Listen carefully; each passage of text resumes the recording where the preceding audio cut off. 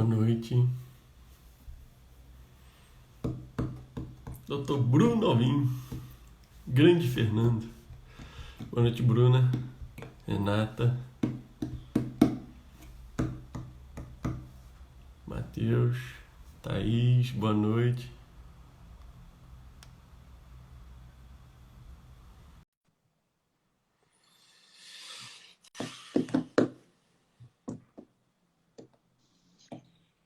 Boa noite, meu irmão. Boa Tudo noite, bem? tudo bem? Tudo Tamo aí tranquilo. de novo, né? Mais uma Fernando, vez a gente junto. deixa eu só pegar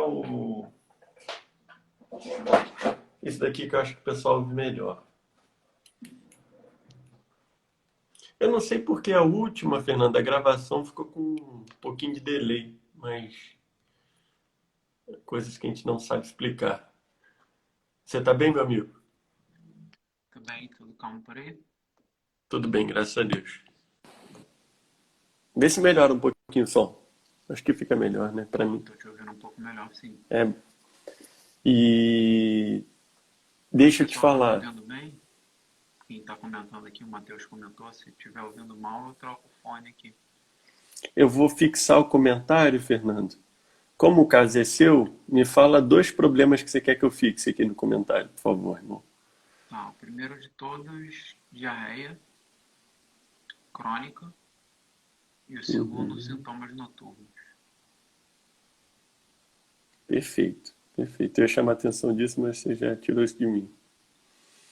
Não, Sim, só fixei. Depois tem que falar.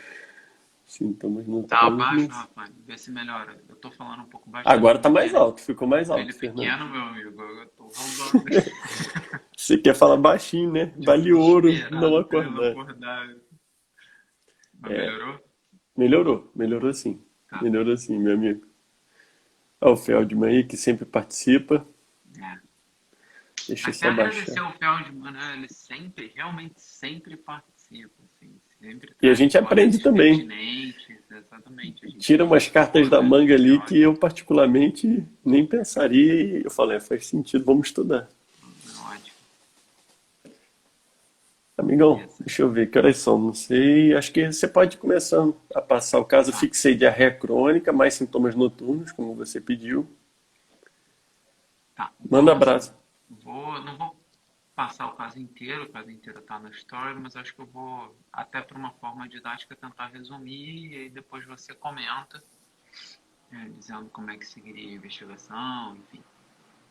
Vamos lá. É uma senhora, sexo feminino, 51 anos, que procura atendimento com uma queixa de diarreia há 6 meses, associada ao emagrecimento, sem uma dieta restritiva, então é emagrecimento sem o objetivo de emagrecimento, de 6 quilos, tá? Então, aproximadamente 10% do peso do corpo dessa paciente. Essa paciente, além disso, relatava sintomas noturnos, então ela despertava à noite para episódios diarreicos, num número máximo de 6 episódios dia, tá? É isso que ela refere na sua anamnese. Acho que isso é o de principal aí que a gente tem da anamnese dela. Em relação à história patológica pregressa, ela tem o diagnóstico de doença do refluxo gastroesofágico, que a gente não sabe se é erosiva ou não erosiva, e tem o diagnóstico de esclerose sistêmica, tá? De história da família, nada digno de nota. História fisiológica, história da pessoa também nada muito relevante. No exame físico, ela tem telangiectasias no tronco, uma pele mais espessada, característica da doença de base dela, que é a esclerose sistêmica, e tem o abdômen discretamente distendido. Eu acho que aí, a partir daí, a gente segue a nossa discussão. Bom, então, como tudo a gente gosta de fazer, meu amigo. Ó, o Rodrigo aí. Boa noite, meu amigo. Como tudo a gente gosta de fazer, Fernando, a gente dá um nome e um sobrenome para patologia, né? Eu acho que é uma diarreia que já tem 6 meses, né? Naquela classificação de tempo, né? Até 2 semanas de diarreia aguda, onde a gente vai pensar predominantemente nos agentes infecciosos, né? A diarreia subaguda, ali, persistente, entre 2 e 4 semanas, que aí normalmente é uma sequela de alguma infecção, faz aquela intolerância à lactose transitória ali pós quadros infecciosos, e mais do que 4 semanas, diarreias crônicas, que é onde ela entra, porque ela já tem 6 meses. Então, dando um sobrenome, parece ser uma diarreia crônica. E uma coisa que eu queria tentar ajudar aqui, a gente a orientar o raciocínio, é dividir se tem sinais de alarme para a gente pensar numa doença orgânica ou não. Né? Eu acho que aí a gente pode trazer duas coisas importantes. Uma delas é uma síndrome consumptiva, por definição.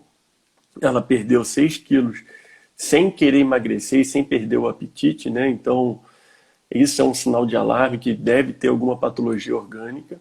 E outra coisa que você já falou no início, que eu brinquei com você e está até fixado, ter sintomas noturnos fala mais a favor de doença orgânica, ou pelo menos bota a pulga atrás da orelha. Às vezes o paciente confunde, é difícil a gente tirar isso dele, ele acorda porque tem insônia e aí tem sintomatologia abdominal, tem evacuo, enfim. Mas quando ele descreve para a gente que às vezes é difícil discriminar que a diarreia, a dor abdominal acordou ele, enfim, isso fala mais a favor de patologia orgânica. Nada disso é exato, né? Então, é uma diarreia crônica, porque tem mais de 4 semanas, e tentando ver se ela é invasiva ou não invasiva, ela não parece, assim, não tem sangue nas fezes, não tem nada disso. E aquela classificação de alta e baixa pela história às vezes é desafiador, né? Você sabe disso, como é que é difícil, né? Tem algumas coisas que falam a favor. Quando a gente fala alta ou baixa, alta a gente está pensando mais em delgada e baixa, mais em colo, né? Propriamente dito. E aí eu acho que o que é mais fidedigno, e eu queria ouvir a sua experiência, que você é um cara que eu respeito muito nisso, você estuda muito isso. Quando é baixa, normalmente, assim, as coisas que eu mais levo em conta, esse paciente tem urgência fecal, isso uma coisa que fala mais a favor de ser baixa, e a sintomatologia de tenesmo fala mais a favor ainda de ser uma coisa bem baixa, né? Bem distal ali, de reto, aquela sensação de querer evacuar e não conseguir, sensação de evacuação incompleta, e um número muito grande de vezes que a pessoa vai ao banheiro, né? Chegando aí mais do que 6, 7 vezes, isso fala a favor de baixo, mas a gente sabe que na prática isso acaba se sobrepondo uma coisa a outra, até porque as doenças às vezes elas se sobrepõem. Eu queria, então assim, pela história da paciente, parece ser uma diarreia crônica não invasiva, tem coisas para baixa, como urgência fecal, e tem coisas para alta, que eu não enumerei, porque ela parece que tem esteatorreia, né? Ela descreve como gordura nas fezes, se eu não me engano. Aí eu queria ouvir um pouquinho você investigando uma diarreia inicialmente, assim, né? Então, e parece ser orgânica porque está perdendo peso, síndrome desabsortiva e acorda a pessoa à noite. Assim, acho que para tentar fixar bem, a gente já discute muito, aprende muito, e o nosso objetivo aqui é conversar sobre casos reais para Prático que, e a ainda mais dificuldade do dia a dia, né? nessa proposta de tentar acrescentar de alguma forma em EAD, que é estudo à distância, né, que a gente não tem o paciente da beira-leito, que por sorte a gente viveu um momento diferente da pandemia e pode ter, e sabe o quanto isso é relevante, né, porque ver o paciente, estudar o caso do paciente que a gente viu, ajuda muito na nossa memorização com histórias reais e coisas que acontecem. Então, a nossa proposta é muito trazer isso para a discussão e, enfim, que as pessoas possam tentar pensar com a gente os casos e levar isso como se fosse um caso de enfermaria, uma discussão no que é a nossa proposta de curso de um round aí, multidisciplinar, um round de uma Perfeito. enfermaria de clínica. Então, assim, a gente fez muito nos nossos rounds, a primeira coisa é tentar alcançar um diagnóstico sindrômico. Então, somando os sinais e sintomas dessa paciente em si, a primeira coisa é uma paciente com uma diarreia por definição crônica, então mais do que 4 semanas de diarreia. E aí, a partir do momento que a gente recai numa síndrome diarreica, como tem uma gama diagnóstica muito ampla, a gente tenta limitar isso de alguma outra forma. A primeira delas é a que você já falou, tentar topografar anatomicamente. Então, seria uma diarreia crônica de etiologia alta ou seria uma diarreia crônica de etiologia baixa? O que é utilizado para isso? Primeira coisa, padrão evacuatório, que talvez seja mais difícil delas na prática, mas se a gente vai recair nos livros de clínica médica, nos livros de gastroenterologia, é falado, então a gente precisa trazer.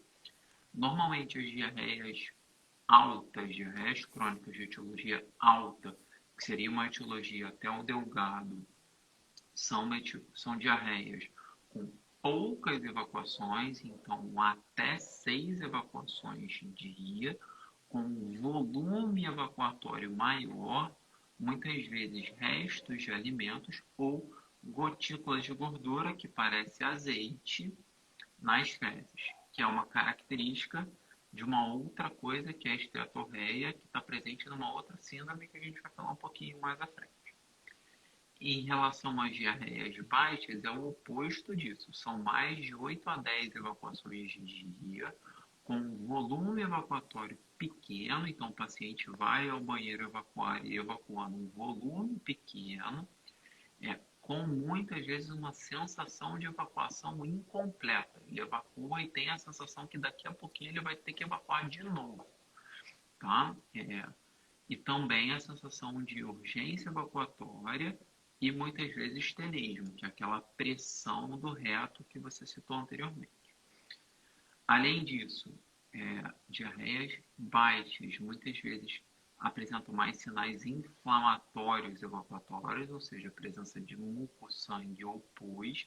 Diarreias altas têm um pouco mais de sinais de dificuldade de absorção, tá? Então, basicamente, seria a divisão essencial das duas etiologias topográficas, alta ou baixa. E aí, como você falou, baixa, normalmente a anatomia é cólon, alta, normalmente a anatomia é ou intestino delgado, ou alteração de absorção de sais biliares, ou insuficiência exócrina do pâncreas, ou algumas outras síndromes que cursem com consumo dos elementos. O Oriente tem uma epidemiologia um pouquinho diferente, mas no Ocidente, para a gastroenterologia, um quinto, então uma a cada 5 consultas dos gastroenterologistas mundo ocidental vão ser ao longo da vida de um paciente por sintomas funcionais. Então, elas são muito, muito, muito prevalentes, tá? É por isso que a gente fez questão de colocar isso ali como algo comum. Você comentou uma coisa que até a gente conversou recentemente por uma paciente em comum, às vezes o paciente desperta à noite e tem o sintoma. Isso é muito diferente, até para que gere o desconforto em quem está ouvindo a história de um paciente que desperta antes do seu despertador tocar para ir ao banheiro. Porque quando a gente desperta antes do nosso despertador tocar, a gente não acordou e foi no banheiro por um sintoma funcional. Não, foi um desconforto orgânico que, em tese, gerou a necessidade da gente acordar antes do nosso despertador para irmos ao banheiro. Tá? Então, isso tem sempre que levantar a bandeira de um sinal de alarme.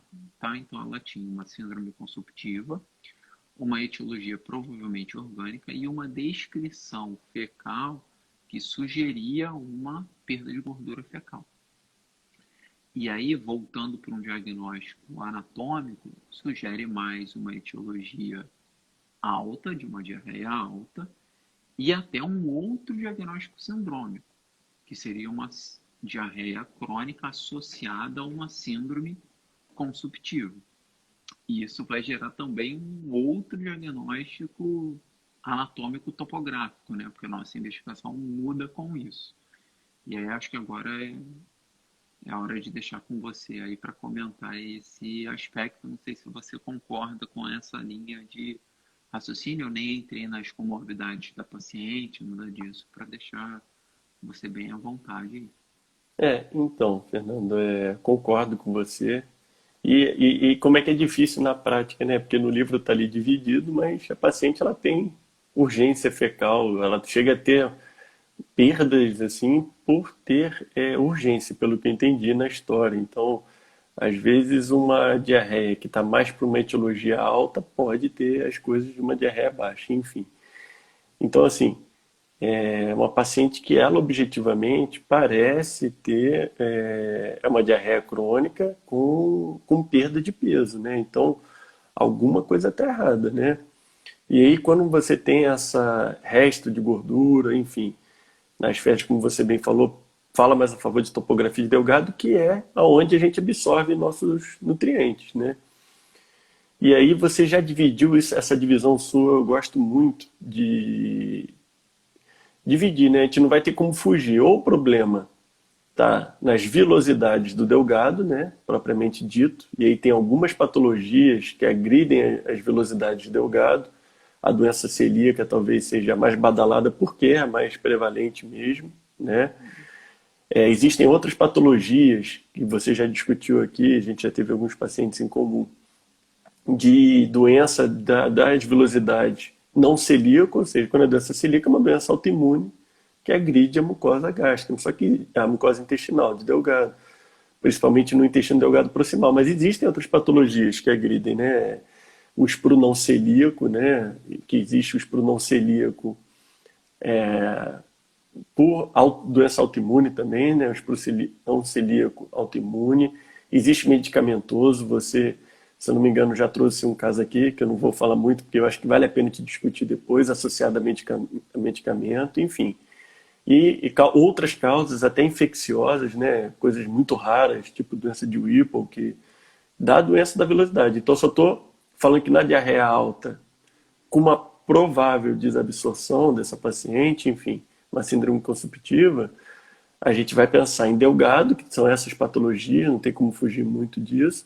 A gente vai pensar em vesícula, quantos pacientes eu pego pós-colicistectomia que não foram bem explicados, que um dos principais efeitos colaterais é a diarreia, que tende a melhorar, mas podem ficar com uma diarreia crônica, porque a pessoa não libera sal biliar na hora adequada, ele está liberando o tempo todo em menor quantidade, e por isso ele absorve pior as coisas lipídicas, enfim.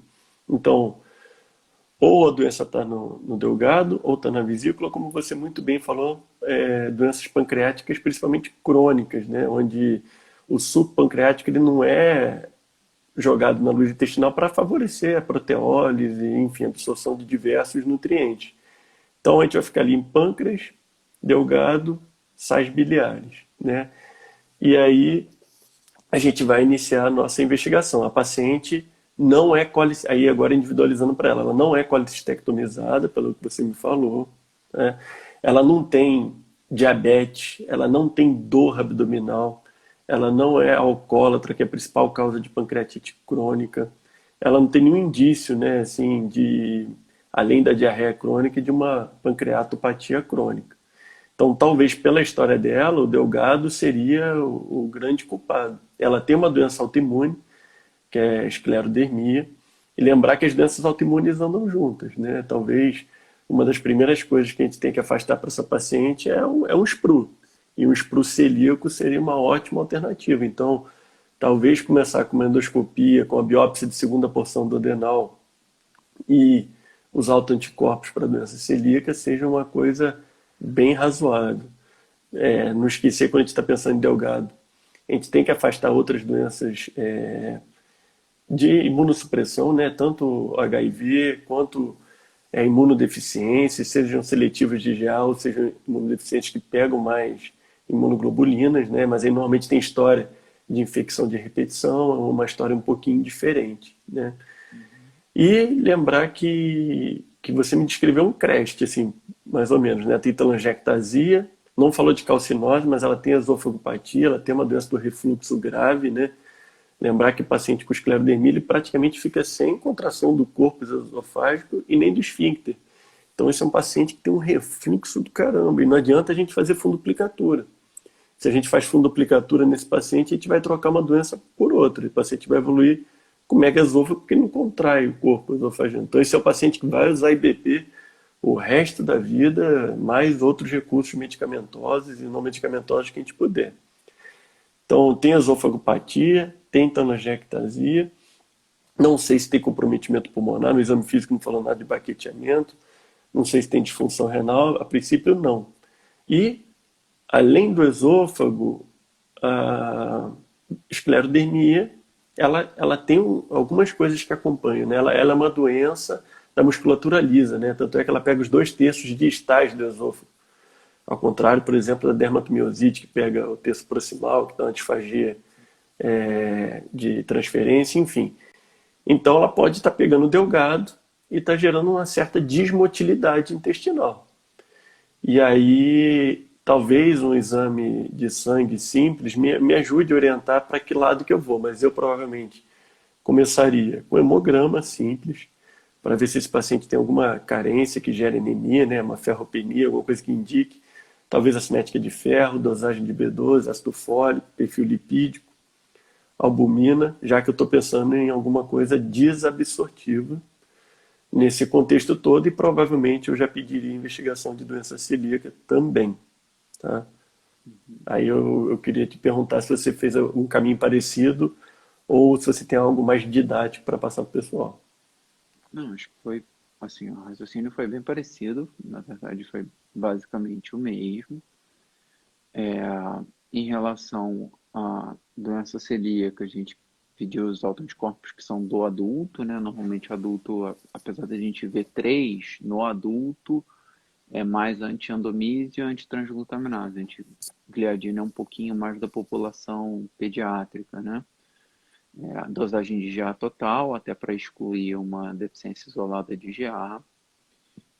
De praxe, quando não tem história de pneumonia de repetição ou de infecção respiratória, infecção de repetição, eu não peço imunoeletroforese eletroforese de imunoglobulinas ou dosagem de GG, enfim, para avaliação de imunodeficiência como um variável. Essa não é uma rotina, é apenas se tiver na anamnese algum dado sugestivo. A endoscopia com biópsia, só lembrar, normalmente quando a gente fala biópsia, são 4 fragmentos da segunda porção e 2 do bulbo, pelo menos, para o diagnóstico de doença celíaca. 4 fragmentos que eu digo é 4 biópsias, efetivamente. Foi feito a solicitação do exame endoscópico, foi feita a solicitação de hemograma, cinética de ferro, ácido fólico e vitamina B12, cálcio, fósforo e vitamina D, para pensar em hipocalcemia ou hipercalcemia, justificando uma hipomotilidade.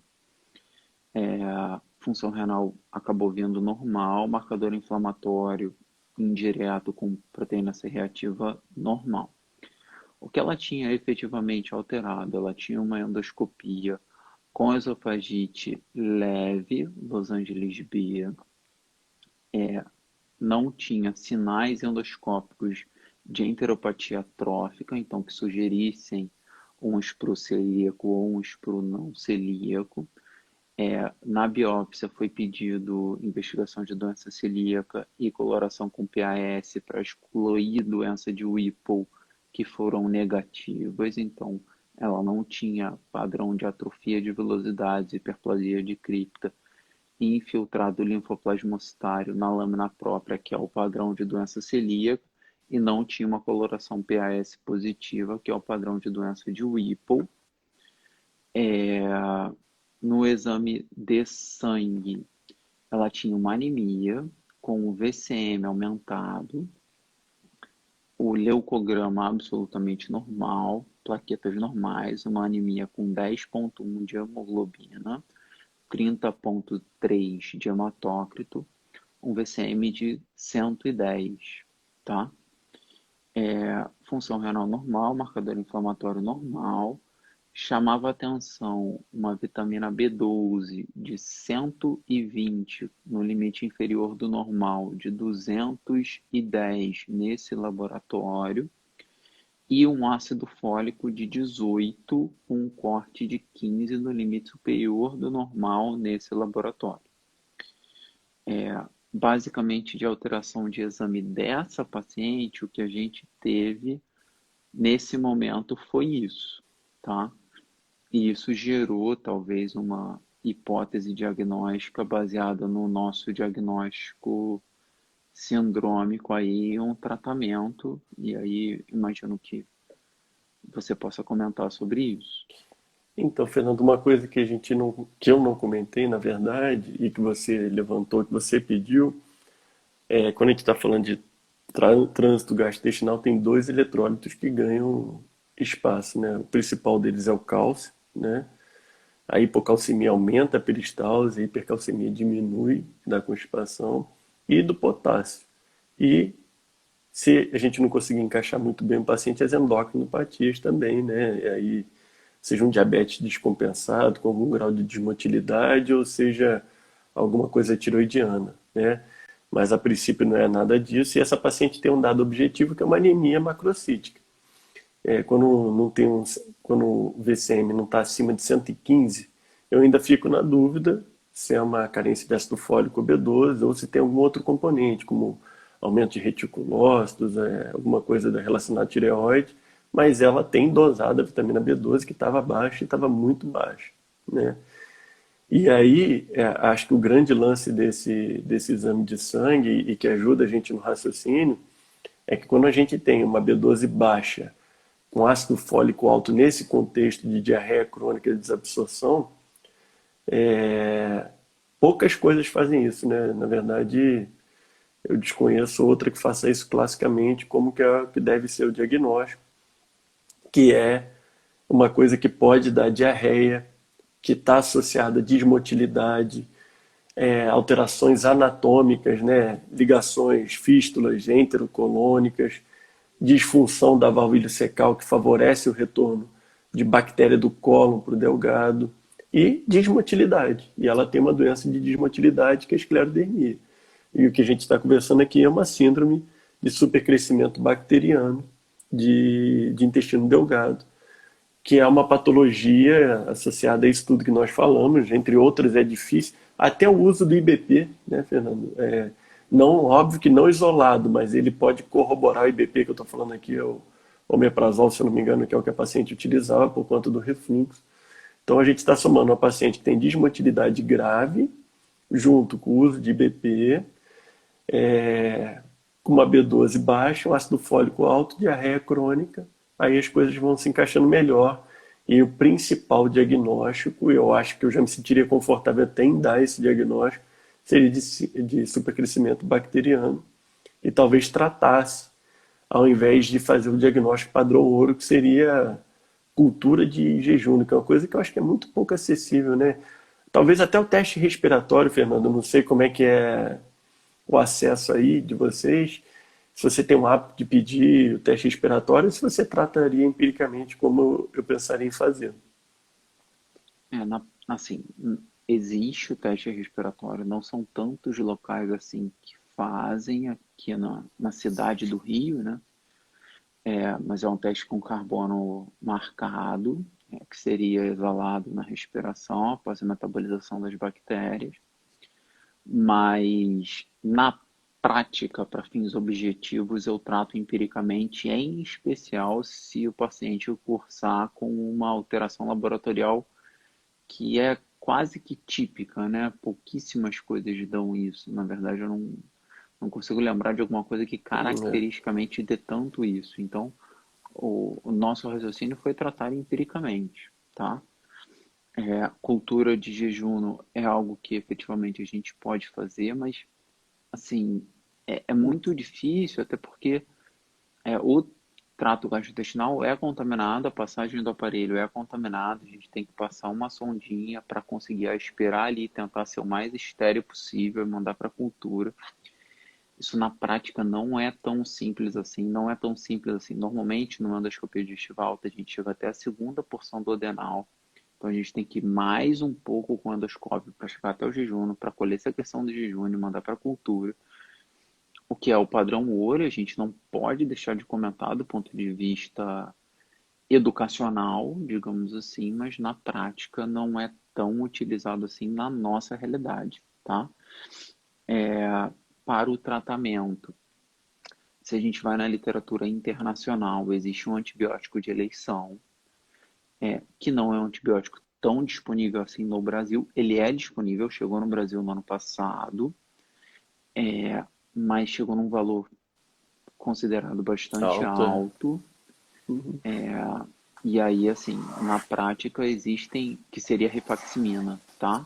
Então, não vou falar nome comercial por razões óbvias, mas o nome do antibiótico é rifaximina, que seria a primeira escolha. Mas existem esquemas alternativos. Um deles é como a cefalosporina e o metronidazol, que foi o nosso esquema de eleição. A gente fez 14 dias, a paciente evoluiu super bem e com resolução da diarreia. E aí tem uma nuance prática e, ao mesmo tempo, pegadinha nesse caso, né? Que era justamente para denotar a discussão. A esteatorreia, e aí tem até medicação que causou esteatorreia, que foi utilizada para o emagrecimento anos atrás, os pacientes muitas vezes não têm, na verdade, urgência, apesar de na história eles falarem como urgência. É quase que uma incontinência, porque a gordura escapa e eles, na verdade, assim, paciente que usava esse remédio que era utilizado para emagrecer, que alterava a absorção de gordura, sujava a calça. E era o que acontecia com essa paciente, na verdade. Ela tinha uma esteatorreia e ela Por tinha que correr desabsorção. por desabsorção, e ela tinha que correr, mas na verdade ela não tinha capacidade de conter, senão escaparia. Tá? Mas isso foi só para a gente poder trazer mais Não, essa mas dica é prática, perfeito. digamos assim, E, né? Porque não é e, algo tão usual ter uma. E assim, não imaginemos que isso é algo do dia a dia, que a gente vai ver todo dia. A gente trouxe uma discussão para pensar no algoritmo do raciocínio clínico e ter um caso para que a gente possa aprender junto. Ninguém acha que esse caso é o caso que a gente vai ver de uma diarreia crônica na enfermaria. A primeira coisa que a gente vai pensar é supercrescimento bacteriano, porque naquele algoritmo de hipóteses diagnósticas da regra do ladrão de banco, né? O Harrison fala isso, que é um dos atlas aí da clínica médica. Primeiro são apresentações comuns de doenças comuns, depois apresentações raras de doenças comuns, apresentações comuns de doenças raras e, por último, apresentações raras de doenças raras. Supercrescimento bacteriano não é considerado na população geral uma doença comum. Então, não vai ser nunca a nossa primeira hipótese, o que não significa que não possa existir se a gente for estreitando o leque de opções diagnósticas com o raciocínio do diagnóstico sindrômico. Acho que é um pouco por aí a discussão que a gente imaginava trazer. eu acho que o legal dizer aqui é exatamente isso. É a dificuldade na história prática de você discriminar uma coisa da outra, né?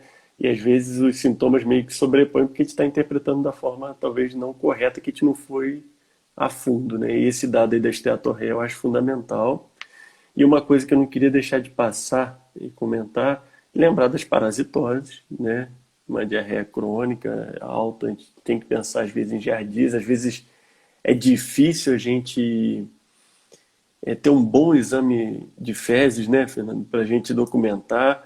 Agora, se eu queria dar uma arma, infelizmente é pouco acessível, mas ajuda muito a gente, que é o painel molecular de gastroenterite infecciosa, onde eles fazem a mesma coisa que a gente faz para Covid no nariz de quase tudo que você imaginar.